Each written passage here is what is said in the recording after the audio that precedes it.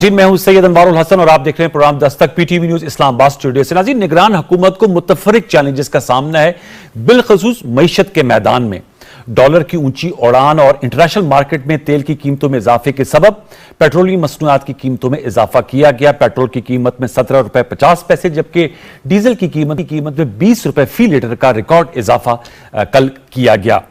इसका सद्जवाब कैसे मुमकिन है? हुकूमत के पास, निगरान हुकूमत के पास क्या ऑप्शंस हैं? और ये जो डॉलर बेकाबू हो गया है, IMF की डील हासिल करने के बावजूद इस सूरत हाल से कैसे नबर्द आजमा होया जाए, ये एक ऐसा सवाल है जो मेरे ख्याल में हर खास व आम पाकिस्तानी के जहन में है।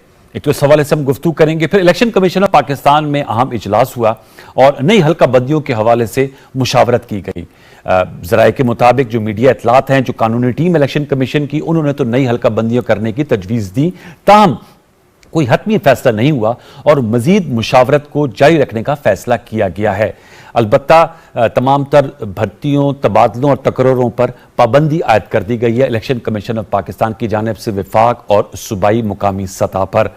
फिर इसके साथ साथ निगरान कैबिनेट जो आज ज़बान ज़द-ए-आम रही और मुख्तलिफ नाम जो हैं वो मीडिया आउटलेट्स पे गर्दिश कर रहे हैं, ताहम ये बताया जा रहा है कि इस सिलसिले में मुशावरत जो है वो जारी है और जल्द निगरान काबीना जो है, जो एक्सपर्ट्स पर मबनी होगी और जो निगरान वज़ीर आज़म अनवारुल हक काकड़ साहब का ये बयान आया है कि वो महदूद इसे रखा जाएगा, वो जल्द हल्फ उठा लेगी। एक और ख़बर जो मैं ज़रूर जिसका तस्करा करना चाहूँगा प्रोग्राम की इब्तिदाई में, इंतहाई अफसोसनाक खबर है फैसलाबाद जड़ांवाला, जहां पर इंतहाई अफसोसनाक वाक़यात हुए। तौहीन कुरान के इल्ज़ाम पर मसीह बरादरी के घरों और गिरजा घरों पर हमला किया गया और इस हवाले से अमलाक को नुकसान पहुंचाया गया, जिसकी पुरजोर अंदाज मज़म्मत की है निगरान वज़ीर आज़म अनवारुल हक काकड़ साहब ने। और उन्होंने कहा कि यह हरगिज़ काबिल कबूल नहीं है। तमाम शहरी पाकिस्तान में उनको मसावी हकूक़ हासिल हैं और कानूनी इदारों को कह दिया गया है कि इनके खिलाफ कार्रवाई की जाए। और अभी मीडिया में यह आ रहा है कि जो वज़ीर इत्तलात हैं आमिर मीर साहब हुकूमत पंजाब के, उन्होंने कहा कि इस ज़मन में गिरफ्तारियाँ भी अमल में आई हैं। इन तमाम नुकात पर आज हम गुफ्तगू करेंगे। तीन शख्सियत में साथ शरीक गुफ्तगू, उनका तारुफ आपसे करा देते कर रही हैं। साबिक वफाकी वजीर हैं, गवर्नर रह चुके हैं, मेंबर कौमी असम्बली रह चुके हैं, मरकजी रहनुमा है पाकिस्तान पीपल्स पार्टी के lieutenant general retired Abdul Qadir Baloch साहब, बहुत शुक्रिया जनाब, आपने हमें वक्त दिया, हमें ज्वाइन कर रहे हैं। शौकत पराचा साहब सीनियर सहाफ़ी हैं, तजियाकार हैं, आपका बहुत शुक्रिया। और हमें स्काइप पर ज्वाइन कर रहे हैं माहिर मईशत हैं डॉक्टर आबिद क़य्यूम सुलैरी साहब, SDPI से मुंसलिक हैं, उनके सरबराह हैं। तीनों मौजूद को फॉर्म में वेलकम। मैं आप लोगों की इजाजत से डॉक्टर साहब से जरा इकोनॉमी के हवाले से बात करके फिर हम जो दीगर अहम मामलात हैं उन पर गुफ्तगू करेंगे। डॉक्टर आबिद साहब, सर अस्सलाम वालेकुम। सबसे पहले तो यही सवाल है, जैसे मैंने कहा कि सबसे फोरमोस्ट और सबसे डिफिकल्ट टास्क या चैलेंज केयरटेकर गवर्नमेंट के लिए है मईशत। सर, ये डॉलर बेकाबू है, कल भी हमने देखा कि इसकी कदर में इजाफा, रुपए के मुकाबले में आज मजीद इजाफा हुआ और इसका सबब यह बन रहा है, एक बहुत बड़ी वजह है कि तेल की कीमतों में एक तो इंटरनेशनल मार्केट में इजाफा, दूसरा हमारी करेंसी की डिवैल्यूएशन, और इसका इंपैक्ट आ रहा है पेट्रोलियम मसनूआत की कीमतों में होशरुबा इजाफे के हवाले से। क्या इस हवाले से हमारे पास प्लान ऑफ एक्शन हो सकता है? ऑप्शंस क्या हैं? जी बहुत शुक्रिया। देखिए अनवार साहब, ये जो केयरटेकर गवर्नमेंट है, आपने देखा कि इलेक्शंस के अलावा इसके मैंडेट में जो इजाफा किया गया है आर्टिकल 230 में तरमीम के बाद, तो इसको जो बायलैटरल और मल्टीलैटरल जो हमारे मुख्तलिफ एग्रीमेंट्स हैं, मुआहदात हैं, जिसमें IMF का मुआहदा भी शामिल है, उसकी पासदारी करना और उसको यकीनी बनाना कि वो सक्सेसफुली कंक्लूड हो, ये भी इसके इस वक्त TORs में शामिल है। अब IMF के मुआहदे में हमने जो चीजें की, 6 मोटी मोटी चीजें थी। पहली तो ये है कि हम रेवेन्यू में इजाफा करेंगे, जिसका मतलब है कि अखराजात कम करेंगे या टैक्सेस जो है उनमें इजाफा होगा। दूसरा ये है कि ओपन मार्केट जो कि डिमांड सप्लाई के असूलों पे चलती है, और इंटर बैंक रेट जो है उसमें जो फर्क होता है वो एक खास सतह से ज्यादा नहीं होगा। तो जो उसकी डिमांड बढ़ रही है इंपोर्ट्स के लिए, LCs खुलवाने के लिए, डॉलर की डिमांड जो बढ़ती जाएगी। अगर ओपन मार्केट में डॉलर महंगा होता है तो इंटर बैंक रेट भी उसके साथ होगा, और उसकी वजह, उसके पीछे रैशनल ये है कि अगर ऐसा ना किया जाए तो फिर सारा डॉलर हुंडी और हवाले के जरिए आना शुरू हो जाएगा, फिर बैंकिंग चैनल में कोई डॉलर नहीं भेजेगा। तीसरा जो है वो प्राइवेटाइजेशन है। चौथी जो इम्पोर्टेंट चीज है इसमें वो एनर्जी की कीमतें हैं, गैस और बिजली की कीमतें, पेट्रोल और डीजल की कीमतें, हुकूमत को ये इंश्योर करना होगा कि जो इंटरनेशनल मार्केट की कीमतें हैं, और पिछले चंद रोज से, पिछले 15 दिनों से ये कीमतें बढ़ती चली जा रही हैं, बल्कि बाद मुबस्सिरीन कह रहे हैं कि ये $100 तक पहुंच सकती हैं। आज इसकी कीमत तकरीबन $88 पर बैरल के करीब है। तो उस हिसाब से पाकिस्तान में भी इसमें इजाफा करना होगा। 5वां इंटरेस्ट रेट है कि स्टेट बैंक के कामों में मुदाखलत नहीं होगी। और छठा है कि बेनजीर इनकम सपोर्ट प्रोग्राम का जो दायराकार है उसमें इजाफा किया जाएगा, उसमें तहत जो ग्रांट दी जाती है, जो वजीफा दिया जाता है, उसमें इजाफा किया जाएगा। सर, आपने बिल्कुल दुरुस्त इशारा किया कि इनका असर जो है ये महंगाई की शक्ल में आएगा, महंगाई बढ़ेगी। जाहिर है कि ये एक ऐसी चीज है जो कि निगरान हुकूमत को पासदारी करना होगी IMF के साथ किए गए मुआहदे की। और ये इसलिए भी जरूरी है कि अगर ये मुआहदा सक्सेसफुली कंक्लूड नहीं होता तो मार्च में जो नया मुआहदा हमें करना है अगले 3 साल के लिए, वो खतरे में पड़ जाएगा। तो मौजूदा हुकूमत को, केयर टेकर गवर्नमेंट को, ना सिर्फ ये सक्सेसफुली मुआहदा कंक्लूड करना है, बल्कि वजीर खजाना के नाम पे भी गालिबन इसीलिए ताखीर अभी तक हो रही है कि वजीर खजाना वो होंगे या होंगी जो कि एक फ्रेमवर्क तैयार कर सके इलेक्टेड गवर्नमेंट के लिए कि वो IMF के साथ अगले प्रोग्राम में जाए। सिर्फ जो एक ऑप्शन बचती है वो ये है कि बेनजीर इनकम सपोर्ट प्रोग्राम जो है उसके दायराकार को वसी किया जाए, फिस्कल कुशन पैदा करके टारगेटेड सब्सिडी दी जाए। IMF टारगेटेड सब्सिडी से नहीं रोक रहा, खा वो फ्यूल पे है, खा वो खाने पीने वाली चीजों पे है। और जो एक और इम्पोर्टेंट चीज इसके साथ है कि महंगाई 2 तरह की है।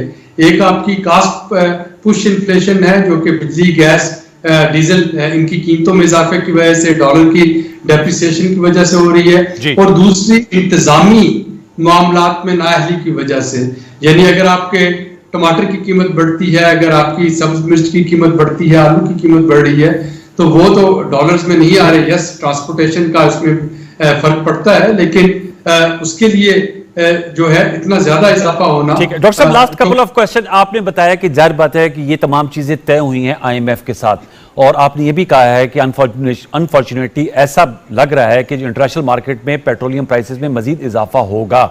तो सर, इसका मतलब ये ट्रेंड अभी आने वाले दिनों में कंटिन्यू करेगा? इसका तो यही मतलब है कि हम मार्केट रेट पे डॉलर है, डॉलर 300 के करीब है ओपन मार्केट में, बैंक रेट जो 294 रुपए से तजावज कर गया है, और जो पेट्रोलियम प्राइसेस, जाहिर बात है हमारे यहाँ पेट्रोल होता नहीं है, वो हमारे कंट्रोल में नहीं है। रशियन ऑयल की जो फैसिलिटी आई थी, आप समझते वो कारगर साबित नहीं हुई अभी तक? रूस से भी तो 3 आए थे ना सर कंसाइनमेंट्स। जी, अभी तक उस पे आपने देखा कि पहले खबरें आई कि वो सक्सेसफुली उससे फर्नेस ऑयल जो है वो ज्यादा निकला, पेट्रोल उससे कम निकला। तो रिफाइनरी जो थी उसने थोड़ा सा उसका हिचकिचाहट का मुजाहरा किया कि अगली कंसाइनमेंट नहीं आएगी। उसके बाद फिर रिफाइनरी की तरफ से ये वजाहत पेश की गई कि ऐसी कोई बात नहीं है, दूसरी खेप भी आ रही है। लेकिन आपकी जो ओवरऑल तेल की डिमांड है, देखना यह है कि कितना सक्सेसफुली हम इसको रिफाइन कर पाएंगे। जो क्रूड ऑयल आता है उसको जब रिफाइन किया जाता है तो उसमें से 2-3 तरह की प्रोडक्ट निकलती हैं। फर्नेस ऑयल निकलता है जो कि सस्ता बिकता है, पेट्रोल निकलता है, और बिचुमन निकलती है जो कि सड़कों पे जो बिछाई जाती है। तो अब डिपेंड करता है कि हमारी रिफाइनिंग कैपेसिटी जो है और जो हमारी टेक्नोलॉजी है वो रशियन ऑयल को किस हद तक रिफाइन करने में कामयाब होती है। तो कहा जा सकता है कि अभी ये वेट एंड सी मोड में है, और देखना होगा कि अगली कंसाइनमेंट से कितने बेहतर तरीके से हमारी रिफाइनरी जो है उससे पेट्रोल कितना ज्यादा एक्सट्रैक्ट कर सकती है। ओके सर, हमारे साथ थोड़ी देर रहे। मैं चाहूंगा जनरल कादिर बलोच साहब और शौकत पराचा साहब का भी ओपिनियन ले। कादिर साहब, सर जाहिर बात है ये जो सूरत हाल है, एक कॉमन मैन के लिए तो सबसे अहम मसला ये है कि कैसे वो इन मुश्किल हालात में अपने मामलात जिंदगी और मामूलात जिंदगी को कंटिन्यू कर सके। क्या बिस्मिल्लाहिर्रहमानिर्रहीम। अनवर भाई, मेरे ख्याल में तो इस क्वेश्चन को अंडर डिस्कशन लाना, और जब जानते हुए कि जिस वक्त पिछली गवर्नमेंट जो डिपार्ट कर रही थी और IMF के साथ जो बातचीत चले, जो कंडीशनलिटीज़ की बात की गई, जो मुश्किलात हुए और कई मरतबा बल्कि हटने की कोशिश की गई, आगे पीछे, और मजबूरन वो सब कुछ हमें कबूल करना पड़ा, जो कि उन्होंने कहा था कि आप ये भी करेंगे, ये भी करेंगे। ये जो अभी इजाफा हुआ है प्राइसेस में, ये ऑलरेडी कमिटेड है जी। ये वो कमिटमेंट है जो हम उनको दे चुके थे। अनवर साहब के पास कोई चॉइस नहीं है, ना उनके आने वाले फाइनेंस मिनिस्टर के पास कोई चॉइस होगा। वो उस रहते हुए, उस पैरामीटर्स के अंदर रहते हुए उन्होंने इकॉनमी को चलाने की कोशिश करना है कि बहुत बड़ा डिबेकल ना हो। और ये जो डाउन स्लाइड है, नीचे की तरफ जो प्राइसेस, ऊपर प्राइसेस चढ़ती जा रही हैं और रुपया नीचे जा रहा है, इसको किसी तरीके से कंट्रोल करके बैलेंस लाया जाए।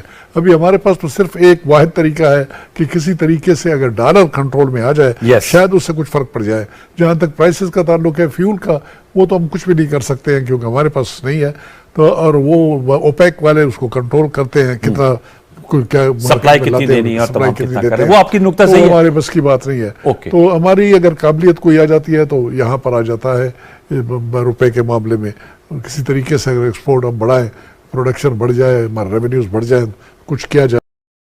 नहीं हूँ डॉक्टर साहब इस बारे में कुछ कह सकते हैं, तो मेरे ख्याल में तो बहुत कम चॉइस है ये चॉइसेस, हाँ लिमिटेड ऑप्शंस है आपका नुक्ता ये। लेकिन प्राचा साहब, डॉलर क्रंच जो है, इस पे क्यों कर काबू नहीं पाया जा रहा है? जो हमारे इकोनॉमिक एक्सपर्ट्स, उनका कहना था कि आईएमएफ से अगर मुआहदा हो जाएगा तो फिर डिफॉल्ट की सूरत हाल भी खत्म हो जाएगी और जो हमारा ये डॉलर स्ट्रेस है इसमें भी कमी आ जाएगी। ये बात दुरुस्त है कि आईएमएफ के साथ तो एग्रीमेंट हो गया, आगे आपकी इनकम्स हैं क्या?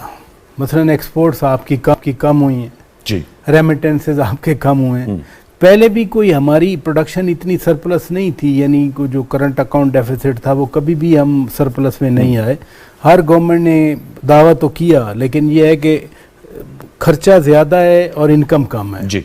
अभी डॉलर वाला, ये तो गवर्नमेंट खुद कहती रही कि डॉलर अफगानिस्तान स्मगल होता है और वो गवर्नमेंट का काम होता है स्मगलिंग रोकना, वो नहीं रोकी। हमें बताते रहे कि डॉलर इस वजह से कम हो रहा है कि जी अफगानिस्तान को, वो चकलाला एयरबेस से हो या हमारे बॉर्डर एरिया से हो।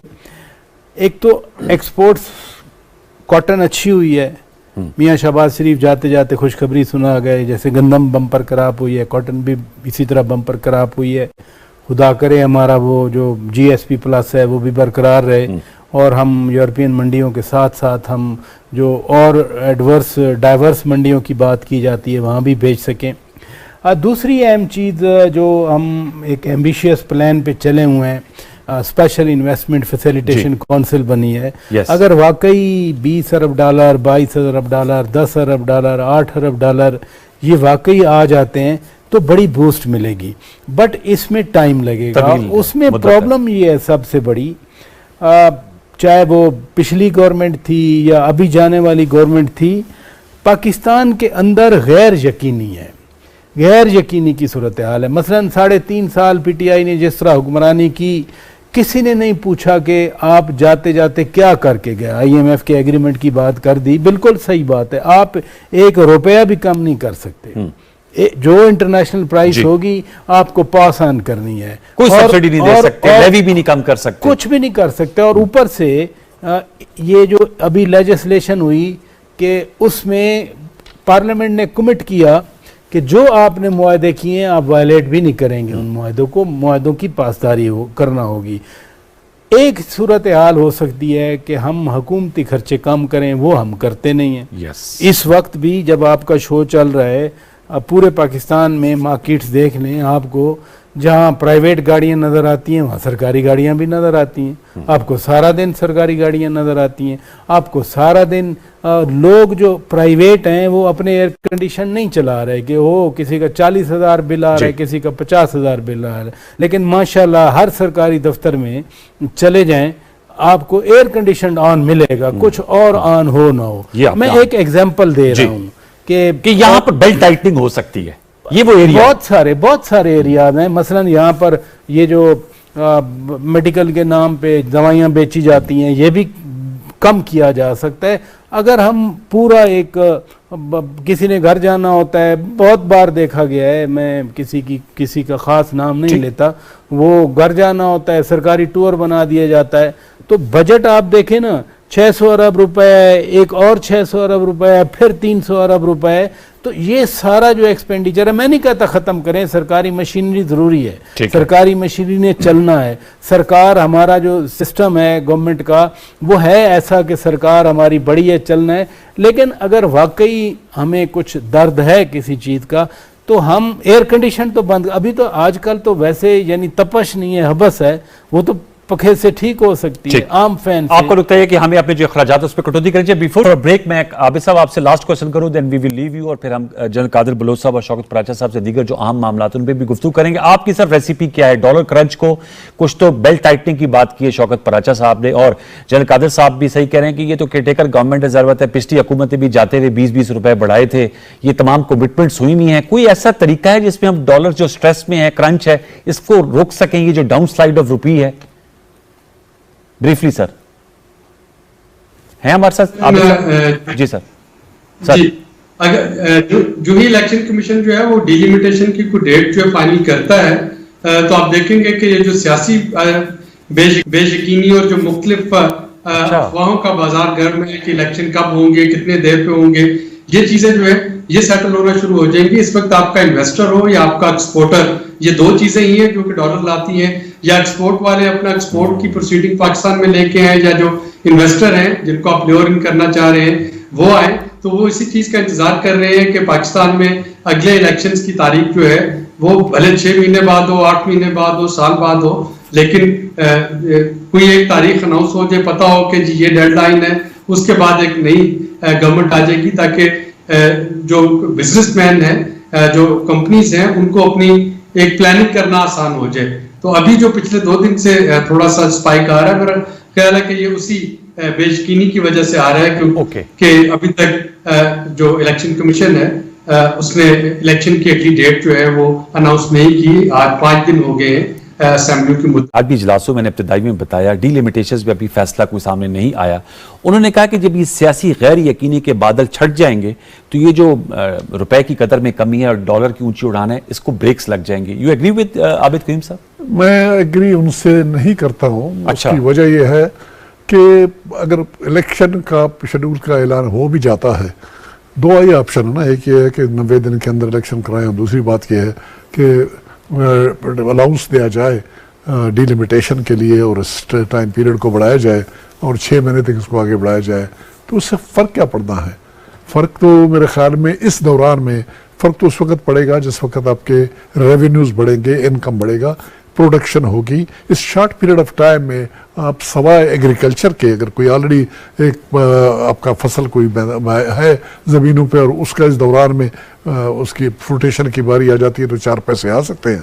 जहाँ तक इंडस्ट्रीज में इन्वेस्टमेंट का ताल्लुक है या बाहर से पैसों के आने का ताल्लुक है, इसमें टाइम लगना है जी, टाइम लगना है। उसके नतीजे इतनी जल्दी सामने नहीं आ सकते हैं। बिल्कुल सही कहा था पराचा साहब ने और वहाँ पर अपने सुलेरी साहब ने। इस वक्त जो चीज़ की जा सकती है, जो कि करना चाहिए इस गवर्नमेंट को, और वो ये है कि अपने खर्चे कम करें। खर्चे में जुल्म करते हैं। मैं आपको बता रहा हूँ, मैं फौज में रहा, हमारे लेफ्टिनेंट कर्नल के रैंक तक यूनिट कमांडर हम उसको कहते हैं, एसी इस्तेमाल करने का इख्तियार नहीं था। एसी ब्रिगेडियर के रैंक के बाद जो ब्रिगेड कमांडर थे और जीओसी का, ये उनके 2 बंदों के एसी हुआ करते थे। मैं पुरानी बात कर रहा हूँ, आज शायद चीज़ें बिल्कुल मुख्तलिफ हो गई हैं। ठीक है, समझ गए ना जी? तो ये जो चीज़ें हैं, हमें अपना बेल्ट टाइट करना पड़ेगा, खर्चे अपने कम करने पड़ेंगे। फ्यूल का जो आपने बताया, जो गाड़ी जो इतनी फ्यूल हमारा, अगर सिर्फ इसी को कंट्रोल करें, यकीन करें, ये जो आप 1 बिलियन और 2 बिलियन और 4 बिलियन डॉलर की बात करते हो, ये इसी फ्यूल के बचत से भी आपके इतने पैसे आ सकते हैं। 500-600 अरब रुपयों का जो है ना फ्यूल जलता है, गैर ज़रूरी खर्चे ये बिजली के हो जाते हैं, दूसरे हो जाते हैं। तो अभी हमें इधर देखना पड़ेगा। लेकिन अनफॉर्चुनेटली क्या करें, क्यों अनफॉर्चुनेट है सर? क्या छोड़ के गए? हमारे जाते जाते 28 डिशेस का वो जो है ना पार्टी करके दे गए अपने कैबिनेट को और अपने लोगों को खुदाफिज करते हुए। यार खुदा के लिए सही क्या यही शहबाज शरीफ साहब मशहूर थे as a chief minister one dish वाली कहानी पे। पूरे मुल्क में वन डिश उन्होंने इंट्रोड्यूस किया अपने कैबिनेट में, अपनी गवर्नमेंट में। तो ये एक चीज़ है जहाँ पर हमारे सोचना पड़ेगा काकड़ साहब को, अपने आप से शुरू करनी पड़ेगी। प्राइम मिनिस्टर हाउस के सबसे पहले तो प्राइम मिनिस्टर हाउस के स्टाफ को कम करे, उसके खर्चे कम करे, एक मिसाल कायम करे और ऐसी मिसाल कायम करे जो कि देखा जा सके, जिसके ऊपर यकीन किया जा सके और फिर बाद में कोई काम बनेगा। जब अपने आप से जब तक आप शुरू नहीं करोगे, लेक्चर से काम नहीं बनेगा, दूसरों को बताने से काम नहीं होगा। ये वो कहते हैं ना कि दूसरों का नसीहत खुद भी या फसीहत और something like that. Yes yes. तो ये इस तरह से काम नहीं चलेगा। तो एक क्राइसिस सिचुएशन है, एक वार लाइक सिचुएशन है और हमें एज ए नेशन इसको हमें we will have to come up and we have to fight it. We have to fight हालांकि मुझे यकीन था कि शहबाज शरीफ साहब जब गवर्नमेंट आए तो उनकी भी पूरी कोशिश ये थी कि डाउनवर्ड स्लाइड ये जो प्राइसेस किए उसको रोक सके, Yes. लेकिन रोका नहीं, बहुत तेजी से नीचे जी, गया। ये खुदा आपने करे सही कहा कि काकड़ कोशिश- साहब कुछ करें, और काकड़ साहब कुछ नहीं कर सकते हैं सवाए खर्चे कम करने के इस दौरान में, वही कुछ नहीं, कर लेकिन सर सकते वो हैं। जैसे कह रहे थे ना आबिद क़य्यूम साहब कि उन्होंने लेजिस्लेशन करके निगरान हुकूमत को बायलैटरल मुआहदात इकोनॉमिक रेल में तो इख्तियारात दिए हैं ना। वो इख्तियारात दिए, इख्तियारात में उनसे वो जो मुआहदे किए गए हैं वो उसमें इस बात को यकीनी बनाने के लिए कि उससे दायमा हट ना सके, ओके, कोई ये इधर उधर ना जा सके, ये उनकी रिक्वायरमेंट थी इंटरनेशनल डोनर्स की, ठीक जिनके है। साथ मुझे उनकी थी कि भाई गवर्नमेंट इस किस्म का लाओ तो इधर उधर ये ना हो हमसे कमिटमेंट करके तुम जा रहे हो तो कल तुम नहीं होगे, कोई और गवर्नमेंट आएगी तो वो और वो इधर करे। तब्दीली ना करे। तो उसके लिए उसको फर्दर इनको एम्पावर किया गया इस बात को यकीनी बनाने के लिए कि जो कमिटमेंट किए जा चुके हैं उन्हीं लैंड्स के अंदर और उन्हीं गली के अंदर ही अपने इकॉनमी को चलाना पड़ेगा। ये इसमें बल्कि पॉजिटिव आउटकम की गुंजाइश कम है, नेगेटिव का ज्यादा है। शौकत प्राचा साहब, एक तो ज़ाहिर बात है आने काबीना की जैसे उसमें मुशावरत हो रही है तो फाइनेंस मिनिस्टर जो हैं आप समझते हैं वो सबसे हॉट सीट होगी केयरटेकर गवर्नमेंट में? ज़ाहिर बात है अब जब भी केयरटेकर कैबिनेट अनाउंस होती है और उनके लिए एक डिफिकल्ट पाथ होगा, जैसे सेनेटर इसहाक डार साहब और उससे पहले डॉक्टर मिफ्ता और उससे पहले हफीज शेख और शौकत तरीन एंड असद उमर, और दूसरा इलेक्शन कमीशन में जो आज इजलास हुआ मजीद मुशावरत जारी रखने का फैसला किया गया। आप समझते हैं कि जल्द इस पे फैसला आ जाए कि डीलिमिटेशंस अगर करनी है तो, क्योंकि उसमें तो मेरे ख्याल में 4 माह दरकार होते हैं और गालिबन 1 महीने में आई डोंट नो कुछ ऐसे होता है कि 5-6 माह दरकार होते हैं उसके लिए। पहले तो मिनिस्टर अभी तो स्पेकुलेशन है, जब जी। तक ऐलान नहीं होता Yes. हम कुछ नहीं कह सकते कौन फाइनेंस मिनिस्टर, क्योंकि वो केयरटेकर पीएम की वजह से ऐसे ऐसे नाम आए थे ऐसे ही, ऐसे और फिर अनवारुल्लाह काकड़ हम साहब। बड़े मोहतात हैं मैं अपनी बात कर रहा हूँ, बाकी होना भी लोग चाहिए, तो सही नाम कह रहे चला रहे हैं, ठीक Yes. है। दूसरी बात यह है कि केयर टेकर तो आ रहे हैं, लोगों के एतमाद तो नहीं है, लोगों ने वोट तो नहीं दिए, जी। वो लोगों को आंसरेबल कल नहीं होंगे। तो जो पार्टियां जो आंसरेबल थी लोगों को, अगर वो ये गड़े खोद के गई हैं, यानी मुआहदा करके गई हैं IMF के साथ, फिर मुआहदा खुद ही तोड़ा उसको, जो दूसरी गवर्नमेंट को भुगतना पड़ा, तो उनको कोई फर्क नहीं है, तो निगरानों को क्या फर्क पड़ना है? ठीक। इनको तो एक थोड़े अरसे की जिम्मेदारी है, और वो भी जो एक्चुअल है वो तो डे टू डे बिजनेस, उनको इलेक्शन भी नहीं करवाने। जी, वो भी ये election भी commission एक में। नोशन गलत है Yes. कि जी अनवारुल्लाह काकड़ ने इलेक्शन करवाने हैं। वो अनवारुल्लाह काकड़ साहब किधर से लेकिन इलेक्शन शाम करवाएंगे? कुरैशी साहब ने तो लेटर लिखा है ना जी। बात सुने, सीधी सी बात है कि इलेक्शन कमीशन ने इलेक्शन करवाना है, ना कि निगरान गवर्नमेंट। निगरान गवर्नमेंट तो ये है कि वो 1-2 दिन के लिए बैठ जाए। और वैसे भी मुझे ये बताएं कि अभी तो चलें इलेक्शन एक्ट के अंडर हमने प्रेसिडेंट से, गवर्नर से इलेक्शन की तारीख लेने का अख्तियार भी इलेक्शन कमीशन को दे दिया। जो पहले मिराज खालिद से लेकर 2018 के निगरान वजीर आजम तक RTS फेल करना या ना करना कोई निगरान वजीर आजम के हाथ में तो नहीं होता। ठीक। इसलिए ये जो निगरान हुकूमत पे अगर हम थोड़ा कम वजन डालें तो ज्यादा बेहतर होगा, चाहे वो फाइनेंस मिनिस्टर हों, वो वाले इंटीरियर मिनिस्टर हों, या कि वो हायरार्की में ऊपर सबसे। वो इसलिए मैं सवाल पूछा क्योंकि वो जो 9 माह का IMF का प्रोग्राम है, दूसरी किस्त की जो रिलीज होनी है वो इनके दौर में होनी है ना। वो देखिए ना, 9 माह तो हम कह रहे हैं ना, क्या पता 90 डेज के अंदर अंदर इलेक्शन हो जाए। नहीं, आप समझते हैं डीलिमिटेशंस क्या पता 7 महीने के अंदर अंदर इलेक्शन हो जाए, क्या पता 9 महीने के बाद इलेक्शन हो। अभी तो देखे ना, अभी कोई पता नहीं। भाई आइन में था कि 90 दिन में पंजाब असेंबली का इलेक्शन होने नहीं हुआ। अब आप मुझे सरकारी टेलीविजन पे बिठाकर मुझे कहें कि मैं कहूँ 90 दिन के अंदर, मैं कैसे मानूं? क्योंकि मेरे सामने ऐसा हुआ है। ऊपर से सुप्रीम कोर्ट का हुक्म भी था 14 मई को इलेक्शन करवाने का, नहीं हुआ। इसलिए मैं ये कुछ नहीं कह सकता। जो डीलिमिटेशन वाला मामला है ये कोई आज का है, मर्दमशुमारी तो कब से हुई पड़ी है, अब आके नोटिफाई हुई और काउंसिल ऑफ कॉमन इंटरेस्ट ने इसको आईनी एक दर्जा दे दिया कि अब तो लाजिम हो गया कि आप डीलिमिटेशन करें। अगर विल हो ना अनवार हुसैन साहब, अगर विल हो ना तो ये 90 दिन क्या 70 दिनों में भी हो सकता है। विल के लिए आप समझते हैं कि वो स्पेड वर्क हो सकेगा? डीलिमिटेड बलूचिस्तान में अभी बात हो रही थी प्रोग्राम से पहले, जनरल कादिर साहब कहते हैं इनका हल्का 98,000 स्क्वायर किलोमीटर पे ये कोई पहले पाकिस्तान आज नहीं बन रहा, ये हल्के भी आज नहीं बन रहे, हल्के भी हैं। वो अच्छा। छोटे हल्के हों या बड़े हों, इतराज़ात मसलन फवाद चौधरी साहब ने कहा जेलम की 2 सीटें थी, एक हो रही है, हाँ। चकवाल की 2 थी, एक हो रही है। आपने बेस बनाया हुआ है रिप्रेजेंटेशन को पॉपुलेशन पर। जी। पॉपुलेशन जितनी आ गई, सेंसस को पहले डिस्प्यूट किया जा रहा था, अब तो वो अप्रूव हो गया ना, let's go ahead now, okay. Approve हो गया। अब वो आबादी कम थी ज्यादा थी वो खत्म हो गया माजरा, अब आ गया कि अप्रूव्ड है, इसके मुताबिक आपने हल्के बंदियां, वो 4 सीटें पंजाब की कम होंगी, 4 बलुचिस्तान की ज्यादा होंगी, फाटा की 6 पहले कम हो गई। ये इस तरह की एडजस्टमेंट है, कोई इतनी बड़ी नहीं है, सारे हल्के मौजूद हैं, थोड़ा एडजस्टमेंट करनी है। जो साहब आप कुछ ऐड करना चाह रहे हैं? मैं इंतहाई माजरत के साथ जरा मेरी राय मुख्तलिफ है, खासकर डिलिमिटेशन के बारे में और सेंसस के बारे में। जी। 2017 के जिस वक्त सेंसस हुए जी। और फिर प्रोविजनल सेंसस की बुनियाद के ऊपर 2018 के इलेक्शन हुए, उसके ऊपर लोगों ने ऑब्जेक्शन किए और ख़ास तौर पर एमक्यूएम ने इसके ऊपर बड़ा स्ट्रांग ऑब्जेक्शन किया। रिक्वायरमेंट थी कोलिशन में एमक्यूएम को शामिल करने के लिए पीटीआई गवर्नमेंट को, तो पीटीआई गवर्नमेंट ने काउंसिल ऑफ कॉमन इंटरेस्ट में ये कमिटमेंट दी कि अगले इलेक्शन से पहले सेंसस कराए जाएंगे और उसके बुनियाद के ऊपर आने वाले इलेक्शंस कंडक्ट किए जाएंगे। ये एक काउंसिल ऑफ कॉमन इंटरेस्ट की एक डिसीजन है, उस डिसीजन को अंडू करना उसको काउंसिल ऑफ कॉमन इंटरेस्ट ही कर सकती है, उसको आप चेंज नहीं कर सकते हैं, पहली बात।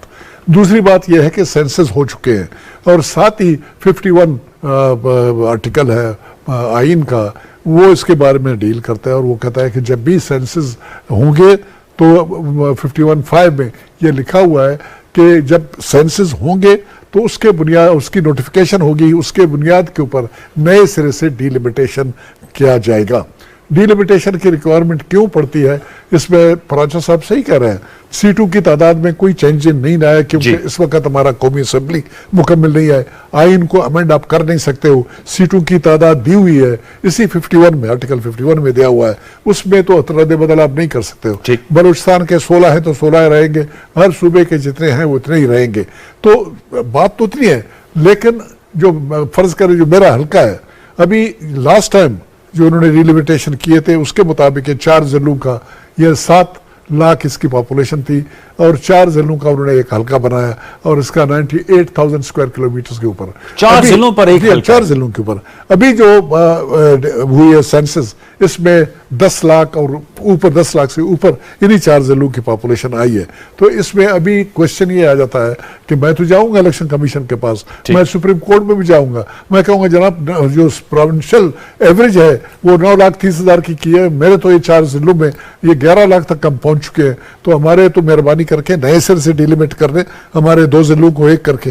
एक कानून है कि जो एवरेज बनता है सूबाई एवरेज के, अगर फिर मसलन बलूचिस्तान का है 9,30,000 अभी अगले दिन उन्होंने क्या था, अगर 5 लाख अगर बन जाता है आबादी तो उसको उस जिले को एक अलग सीट दी जा सकती है। तो ये छोटी मोटी बातें हैं, इनको अटेंड करना है इलेक्शन लॉज के मुताबिक और आइन के मुताबिक। ये रीएडजस्ट में मेरे समझ नहीं आ रही कि क्यों इतनी डिस्कशन की कार्रवाई, वो लीगल एक्सपर्ट उनका सही उनको ओपिनियन दे रहा है। असल में एक्चुअली मेरे ख्याल में सुप्रीम कोर्ट बार ने सुप्रीम कोर्ट में चैलेंज भी कर दिया काउंसिल ऑफ कॉमन इंटरेस्ट का। मैं तो जाके फैसले, मैं तो कल जाऊंगा ना सुप्रीम कोर्ट में, मैं कहूंगा जरा मुझे बता दीजिए कि 98,000 स्क्वायर किलोमीटर में 1 करोड़ के खर्चे से क्या ये है कि मैं अपने वोटर को जाके हर एक को कांटेक्ट करूं, उनका फंडामेंटल राइट है that I should go to them और उसको अपना प्रोग्राम बता दूं और उसके बाद जब इलेक्ट हो जाता हूं तो जाऊं उनको जवाब दे दूं कि मैंने क्या किया और क्या नहीं किया। मैं तो तहसील हेडक्वार्टर तक नहीं जा सकता हूं, यहाँ पर मुझे 5,000 स्क्वायर किलोमीटर 5,000 किलोमीटर मुझे ट्रेवल करना पड़ेगा सिर्फ तहसील हेडक्वार्टर तक जाने के लिए 4 जिलों में। ठीक, ये क्या मकसद है कि ये वो चीजें हैं जो कि जिनको एड्रेस करना जरूरी है। ये नहीं है कि आप बुलडोज करें अपना बोलेंगे नहीं बस जो उसका है करेंगे। जी, बड़ा जेन्युइन का केस है, मैंने ब्रेक ले लिया। ये बेहतरीन ये एग्जांपल है, यानी इनका हल्का भी और साथ साथ एक और हल्का है। अच्छा। जो ज़ियारत है उसमें साथ नोशकी है और वहाँ कोयटा के करीब से चल रहा है, इन्हीं का है ना सर नोशकी भी? उन्हीं हल्कों की मैं बात कर रहा हूँ। नहीं, ये 2 में बांटो, एक 50,000 का ये ज़ियारत से लेके तो तौसा तक एक हल्का आ रहा है। सरदार याकूब नासिर साहब का उसका फिर भी एरिया कम है, लेकिन कितने बड़े बड़े एरिया, ये मेरा मकसद है कि कितने जिले हैं। मैं यही कहना चाह रहा हूँ, इतने बड़े बड़े ये जिले हैं, प्लस जिस आर्टिकल की बात, मसलन पंजाब की 148 सूबे की हैं जी, डिस्ट्रिक्ट्स में चेंज होनी है, उसके बाद 16 बलूचिस्तान की, 35 खैबर पख्तूनख्वा की, और उसके बाद 65 अराउंड या 67 सिंध की सिंध, हैं। ठीक। ये सारी डिस्ट्रीब्यूट होनी है। इस डिस्ट्रीब्यूशन में अब लिटिगेशन, जैसे इन्होंने कह दी, फवाद चौधरी साहब ने ट्वीट किया था कि मैं जाऊंगा सुप्रीम कोर्ट में, तो वो जो मामलात हैं ये फिर लंबे होंगे। ओके, चलो एक छोटा सा वक्फा ले लेते हैं। हम नुक्ता है व्यूअर्स, एक छोटा सा ब्रेक लेंगे, ब्रेक के बताएंगे तो इस गुफ्तगू को आगे बढ़ाते हैं। हमारे साथ रहिए।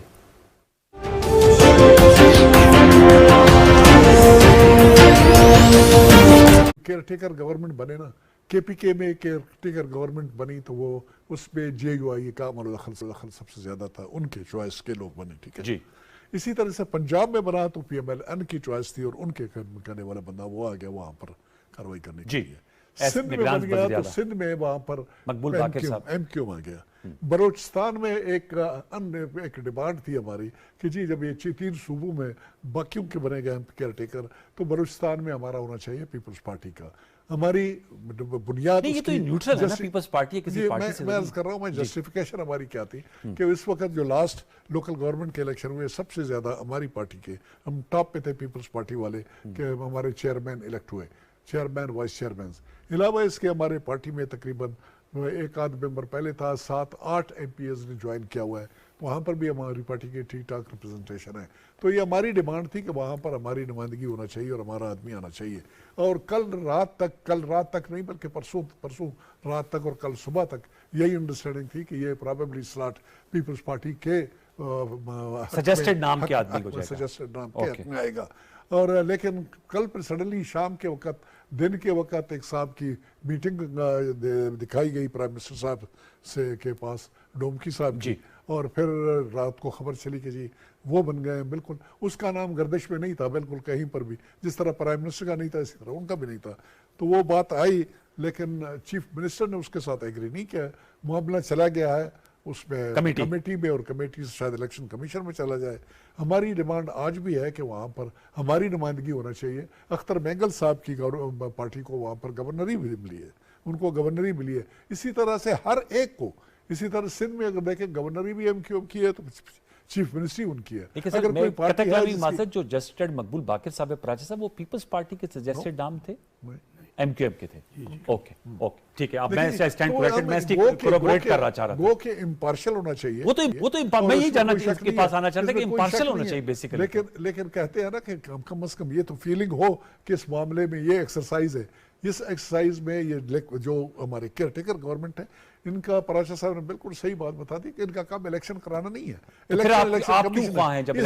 इन्होंने फैसिलिटेशन करानी है। फैसिलिटेशन क्या करना है, लॉ एंड ऑर्डर को इंश्योर कर लेना है कि A1 हो, नंबर 1। फाइनेंसेस अगर प्रोवाइड करने हैं, पैसे उनको प्रोवाइड किए जाए। नंबर 2, नंबर 3 उनको रिसोर्सेज मैन पावर प्रोवाइड करना है, तो मैन पावर भी उनके डिमांड के मुताबिक उनको प्रोवाइड कर ले। ये वो चीज है, प्री रिक्विजिट है। इन्होंने इलेक्शन कमीशन को बुलाना है, चीफ लगे कि बताइए जनाब आपको क्या चाहिए, इस बात को इस तरह से कंडक्ट करने के लिए कि कोई उंगली उस पर ना उठा सके। ये केयरटेकर का काम है। केयरटेकर बुनियादी तौर पर कोई पॉलिसी डिसीजन नहीं ले सकता है। लोग हमें बड़े बताते हैं कि जी बलूचिस्तान को तो बड़ा खुश होना चाहिए प्राइम मिनिस्टर है। बिल्कुल खुशी की बात है हमारे लिए, इसमें कोई शक नहीं है, बड़ा अच्छा है हमारे लिए। मैं अभी एक और चैनल में बात कर रहा था, मैंने कहा अभी दिन में 4-5 मुलाकातें, फोटो सेशन हमारे लोगों के हो रहे हैं प्राइम मिनिस्टर हाउस को, तो देख सकते हैं लोग, कम जाए मुलाकात करें, चाय पिए, ये करें वो करें, खुशी की बात है। लेकिन ये नहीं है कि वो वहाँ पर कोई इनकलाबी चेंज लाएंगे और चेंज की बुनियाद के ऊपर जो है ना बलूचिस्तान के सारे मसाइल हल हो जाएंगे। यस, उनकी बात सुनी जाएगी, इसमें कोई शक नहीं है। उन हल्कों में, मुख्तदर हल्कों में जिन्होंने फैसले करने हैं, हमारे प्राइम मिनिस्टर साहब काकड़ साहब को अब ये मौका मिलेगा कि अपने मामले को डिजायर। लेकिन आप लोग शौकत प्राची साहब से ये जो ने बात की है, लीडर ऑफ द हाउस और लीडर ऑफ द ऑपोजिशन, उनके माबैन ये बात अगर इत्तेफाक राय हो जाए, तो इसमें मैं इसलिए आपसे जानना चाहूँगा, न्यूमेरिकल स्ट्रेंथ मैटर करती है जो आपकी पार्लिमानी कुव्वत हो? जैसे जनरल साहब हमारे लिए ऑनरेबल, उन्होंने कहा जी हमने लोकल बॉडी इलेक्शंस में ज़्यादा पहली बात तो ये है कि आपने भी कहा कि इम्पार्शल हो। There is nothing called impartiality. अगर आपका नहीं बंदा नॉमिनी बना, जनरल साहब का बन गया, तो इनके नॉमिनी बन गए ना। यानी तो ये तो अपने सपोजिटली अपनी तरफ से न्यूट्रल लोग देते हैं ना। नहीं नहीं कोई न्यूट्रलिटी मसलन नहीं, अब जैसे जस्टिस डैड मकबूल बाकिर साहब नहीं नहीं सुने ना, मैं आपको एक सिंध पंजाब के। की एग्जांपल दूं। पंजाब की उस वक्त की पीटीआई गवर्नमेंट ने भी 3 नाम दिए थे जी जी बिल्कुल। और उस वक्त की अपोजिशन ने भी 3 तीन नाम नाम दिए। मामला उधर गया इलेक्शन कमीशन के जी। पास, आइन के मुताबिक आर्टिकल 224A के मुताबिक। ठीक है। वो अब इलेक्शन कमिश्नर के लिए लाजिम नहीं था कि वो परवेज इलाही के दिए हुए बंदे को बनाते, वो फिर उनका प्रीरोगेटिव था। बिल्कुल आइन ने अख्तियार दिया था। उन्होंने मोहसिन नकवी साहब को बनाया और आपने देखा पूरे 2-4 महीने मोहसिन नकवी साहब की वो कैरेक्टर असैसिनेशन PTI की की गई। जानिब से। हालांकि पीटीआई उस प्रोसेस का हिस्सा थी जी। और आइन के ऐन मुताबिक वो प्रोसेस हुआ था। इसलिए जब पार्टीज अपना नाम देती हैं तो पार्टीज को ये तो होता है ना, मैं फिर कहूँगा को 100% इम्पार्शियलिटी नहीं होती। जस्टिस मकबूल बाकिर साहब एक क्रेडिबल नाम Yes, है जो और ख़ास तौर पे very credible। उन्होंने जो नैब वाले केस में एक फैसला दिया था, बिल्कुल। बड़ा उनका बोल्ड फैसला था। उस वक्त कोई सोचता नहीं था कि कोई इस तरह का फैसला दें, और जो एक लोगों की 20 साल से एक आवाज़ थी, मुझ समेत, मैं ओन करता हूँ इस चीज़ को कि ये आर्म ट्विस्टिंग वाली जो एक कहानी चली हुई है पाकिस्तान में, जस्टिस मकबूल बाकिर साहब ने बिल्कुल सही कहा था कि इंतकाम का तासर जो है वो ज़रूर नज़र आता है इस तरह के फैसलों में। तो प्रोबेबली वो सबसे ज़्यादा अहम चीज़ थी जो एक प्रोमिनेंस बनी, और मैं समझता हूँ कि उनकी जो अभी नॉमिनेशन हुई है वो भी शायद उस इम्प्रेशन की वजह से one of the factor, there could be many other factors. ठीक है। दूसरी ये जो बलूचिस्तान के हवाले से देखें, बिल्कुल दुरुस्त फरमाया जनरल साहब ने कि पॉपुलैरिटी का जो यार्ड स्टिक होता है आवाम का, वो तो इलेक्शन हैं, वो किसी भी लेवल के इलेक्शन हो। और चूंकि लेटेस्ट इलेक्शन लोकल बॉडीज हुए थे तो ख्वाहिश तो होती है ना आवाम के नुमाइंदों की कि हमारी से हो। आप लोग का सजेस्टेड नाम क्या था वैसे? नहीं, सजेस्टेड नाम तो मुझे पता नहीं है, अब देखेंगे अच्छा, अब आपको आ नहीं जाएगा। नहीं नहीं, मैं उस पोजीशन में नहीं हूँ, मेरे पास कोई ओहदा नहीं है, कुछ नहीं है पीपल्स पार्टी में।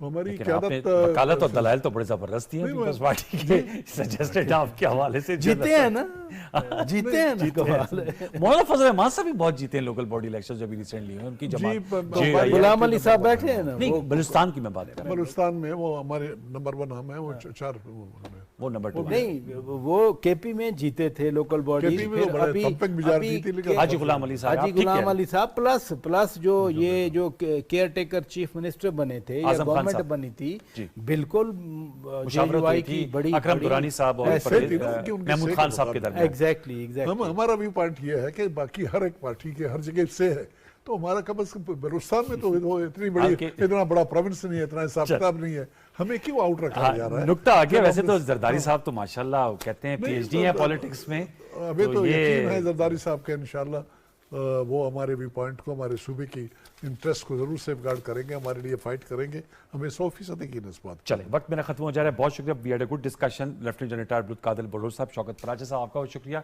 डॉक्टर आबिद करीम सुलैरी साहब ने व्यूअर्स ज्वाइन किया। अहम नुकात थे जो आज ज़ेरे बहस आए। इकोनॉमी जो है मेरे ख्याल में that is the most foremost challenge है। अब उससे कैसे नंबरदाज माँ होना है, उसके लिए ज़ाहिर बात है हम उम्मीद कर रहे हैं कि बेहतर से बेहतर स्ट्रेटजी अपनाई जाएगी। निगरान कैबिनेट के हवाले से मुशावरत का कहा जा रहा है, उम्मीद करेंगे कल तक वो भी हल्फ उठा लेंगे ताकि तय्युन हो जाए जो कटआउट रोल्स हैं।